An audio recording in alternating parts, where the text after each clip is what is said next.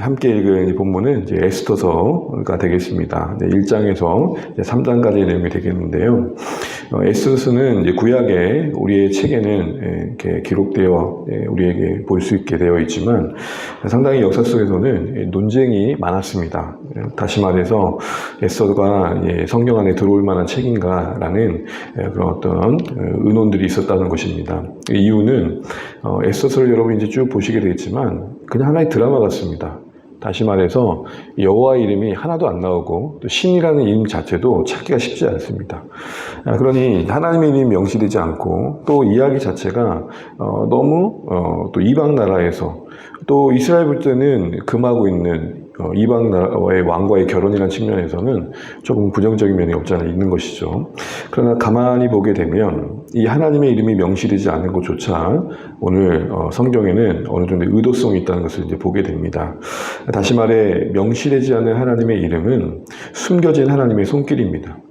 하나님의 섭리의 손길이 드러나지 않고 어떻게 바사 왕국 안에 있었던 유다 민족들을 보호하시고 지켰는지를 말씀하고 계신다는 거죠. 참고적으로 여러분 에스더가 에스라, 니에미야, 에스더, 니에미야 다음에 나오지만 역사적인 기록의 순서를 보게 되면 에스더는 에스라와 에스라 사이에 있습니다. 더 정확하게 말하자면 에스라 1장에서 6장까지가 1차 기한의 이야기라면 에스라 7장에서 10장까지가 2차 기한의 이야기죠. 스룹바벨과 그리고 에스라라는 지도자가 각각 기한 공동체의 리더로 이야기되어지는 그 본문 사이에, 그러니까 에스라 6장과 에스라 7장 사이에 에스더가 들어가게 됩니다. 이렇게 보면 될 것 같습니다. 에스라는 어쨌든 예루살렘에서 기한한 공동체가 어떻게 하나님의 도우심 가운데 성전을 짓고 성벽을 공동체가 재건되어진 이야기라면, 그러면 이제 남겨진 아직 옮기지 않은 예루살렘으로 오지 않은 바사 왕국 안에 있는 유다 민족에 대해서는 하나님께서 어떻게 하셨는가라는 이야기가 되는 것이죠. 그러니까 우리의 관심은 돌아온 기한 공동체에만 있지만 하나님은 아직 돌아오지 않는 자들, 남겨진 자들, 그곳에서 여전히 지내고 있는 자들에게도 하나님의 보호하심이 임하고 있다, 이렇게까지 볼 수 있는 것입니다. 특별히 오늘 본문을 읽게 되면 그런 하나님의 보이지 않는 손길이 오늘 에스더와 모르드게 그들의 생애 가운데 하나님께서 개입하고 계신 걸 보게 되는데요. 간략하게 1장을 보시게 되면은 에스더가 왕이 될 수 있었던 하나의 배경이 나오죠. 그것은 원래 왕 후에 자리에 있던 와스티가 폐위당하는 사건이 나옵니다. 거기서 이제 왕후로부터 이렇게 왕후의 자리에서 내려오게 되는 그런 계기가 되는 배경이 이야기가 나오죠. 잔치 자리에 초대했는데 왕후 아스티가 나가지 않습니다.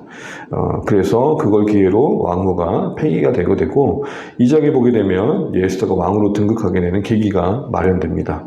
그리고 3장에서는 하만이라는 사람이 자기에게 인사하지 않은 모르드게가 유대인이라는 걸 알고 유대 민족을 멸하게 되는 그런 조서를 교묘하게 왕에게 보고하면서 이제 전국에 바사가 다스린 모든 나라의 모든 곳곳에 이 조서가 하달되게 되고 유대 민족은 멸절의 위기가 처하게 된 겁니다. 그러나 이런 어떤 위기의 상황이 이제 하나님 안에서 어떻게 유대 민족들이 그걸 극복해 가는지 이야기를 보면서 하나님이 보이지 않지만 분명한 손길로 유다를 붙들고 계시다는 사실들을 다시 한번 확인하게 됩니다. 오늘 본문만 봐도요, 우리 2장 17절 한번 잠깐 보시겠습니까? 2장 17절입니다. 왕이 모든 여자보다 에스더를 더 사랑함으로 그가 모든 처녀보다 왕 앞에 더 은총을 얻은지라. 왕이 그의 머리에 관을 씌우고 와스티를 대신하여 왕으로 삼은 후에. 더 은총을 얻었다라는 표현, 왕의 입장에서는 그 여인이 더 아름다워 보였다라는 표현들은 그냥 나온 것만은 아닐 겁니다. 그리고 21절 보시게 되면 모르드게가 대궐에 앉아 있습니다. 그 문 앞에 앉아 있는데 우연히 듣기를 음모의 이야기를 듣게 된 겁니다. 이게 왕에게 들려지는 가정에 모르드게가 왕의 역사에 기록되어져서 후에 이 사건이 또 중요한 전환의 계기가 됩니다. 그리고 한 가지만 더 보면 3장을 보시게 되면 3장 7절을 같이 한번 읽어볼까요? 3장 7절입니다. 아하수에로 왕 제12년 첫째 달 곧 니산월에 무리가 하만 앞에서 날과 달에 대하여 부르 곧 제비를 뽑아 12째 달 곧 아다로를 얻은지라.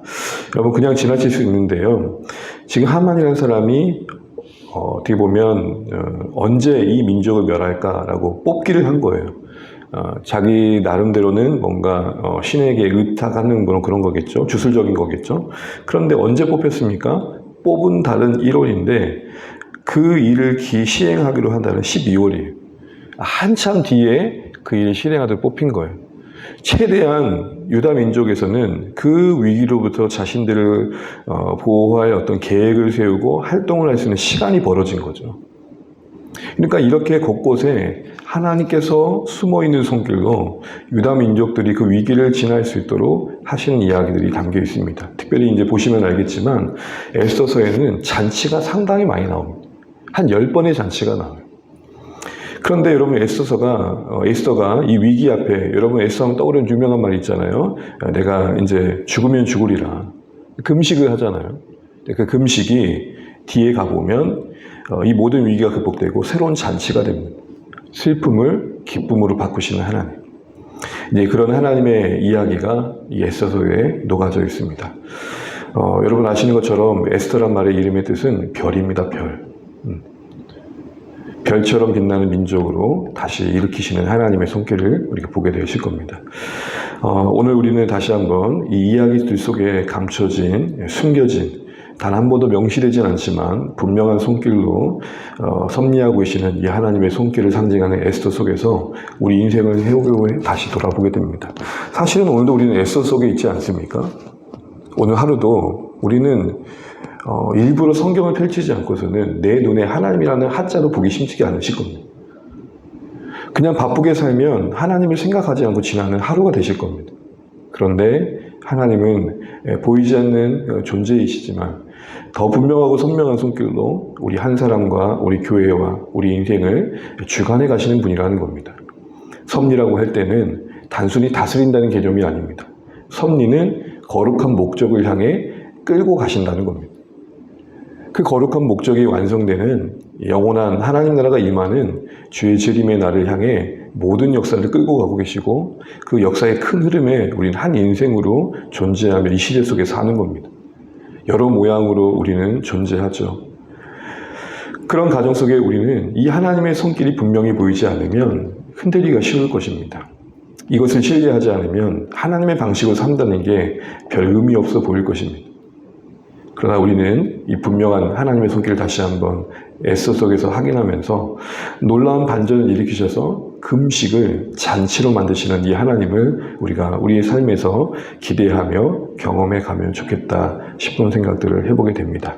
섭리 안에서 목적하심을 따라 우리 인생의 온갖 것들을 의미 없지 않게 하시고 그 일이 일어났기 때문에 더 큰 것들을 만들어 가시는, 더 귀한 것들을 빚어가시는 우리 하나님의 섭리를 어떤 상황과 형편에서도 바라보면서 우리 개인적으로든 우리 공동체적으로든 이 하나님의 섭리가 더 선명하게 바라봤으면 좋겠습니다.